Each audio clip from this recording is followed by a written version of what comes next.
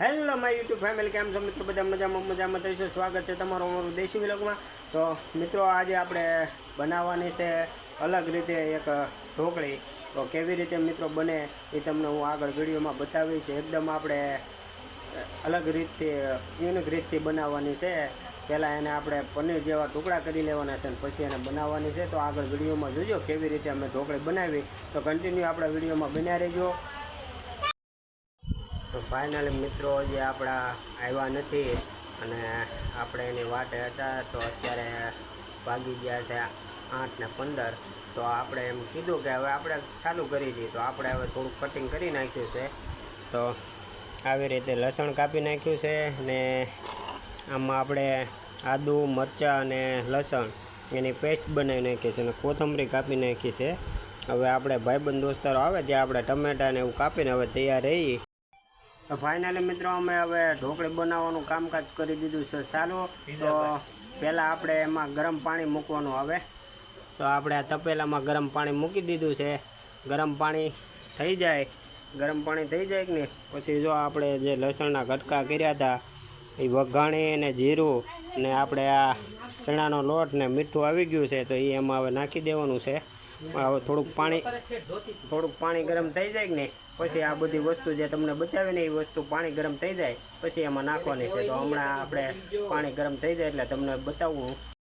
Finally મિત્રો, આપણે પાણી ગરમ થઈ ગયું છે અને હવે એમાં આપણે લસણ નાખી દીધું છે. એની પછી નાખશું મીઠું. એની પછી જે આપણે હવે જીરું છે એ જીરું લઈ લઈને જીરું નાખી દેવાનું છે. એની પછી આપણે થોડીક હવે જે આપણે જરૂર પ્રમાણે હળદર નાખી દેવાની છે.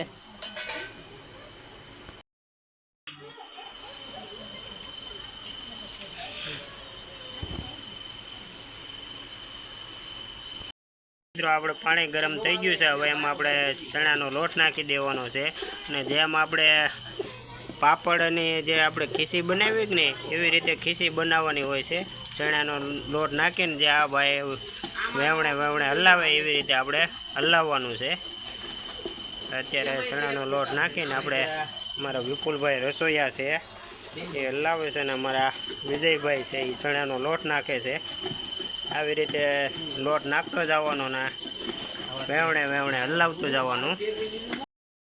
તો મિત્રો, જે આપણે ખીસી બનાવવાની છે એને ત્યાં સુધી બનાવવાની, ત્યાં સુધી આપણે પાકવા દેવાની. જ્યાં સુધી પાકી ન જાય ને ત્યાં સુધી આપણે એને વેવણે હલાવતી રહેવાની છે. જો આવી રીતે જ્યાં સુધી પાકે નહીં ને ત્યાં સુધી જો આમ ભાઈ હલાવે છે એવી રીતે આપણે જ્યાં સુધી ખીસી પાકે નહીં ને ત્યાં સુધી આપણે એને હલાવતી રહેવાની છે.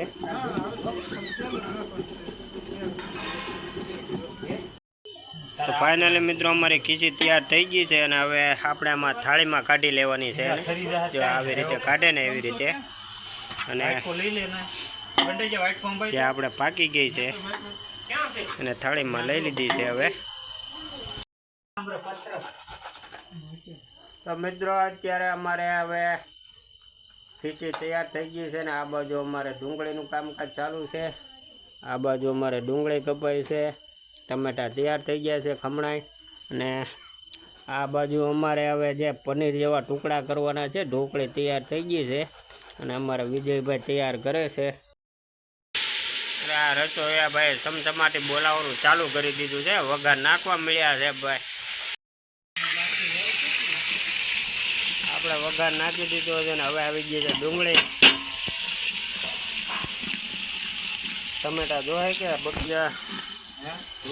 તો ફાઇનલી મિત્રો, આપણી ઢોકળી હવે બનીને થઈ ગઈ છે ત્યાં ને હવે બેસી જાય હવે જમવા. તો તમને હવે કે કેવો આનો ટેસ્ટ છે એ તો કન્ટિન્યુ આપણા વિડીયોમાં બન્યા રહેજો. અને અહીંયા સુધી આવ્યા હોય તો આપણી દેશી વ્લોગ ચેનલને લાઇક, શેર, સબસ્ક્રાઈબ કરી દેજો.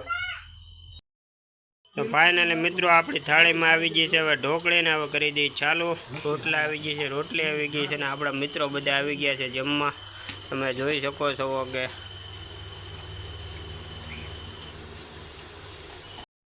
તો ફાઇનલી મિત્રો, આજે આપણે પ્રોગ્રામમાં આપણે બનાવી હતી ઢોકળી. તો તમે ઢોકળી જોઈ હશે કેવી રીતે બનાવી. તો કેવો લાગ્યો અમારો જે આ ઢોકળીનો પ્રોગ્રામનો વિડીયો. તો જો તમને સારો લાગ્યો હોય તો એક લાઈક કરી દેજો ને શેર કરી દેજો અને મિત્રો હા સબસ્ક્રાઈબ કરી દેજો અમારી દેશી વ્લોગ ચેનલને. તો આજ માટે એટલું જ. ફરી પાછા મળીએ કાલે એક નવા વ્લોગમાં. જય માતાજી, જય શ્રી કૃષ્ણ.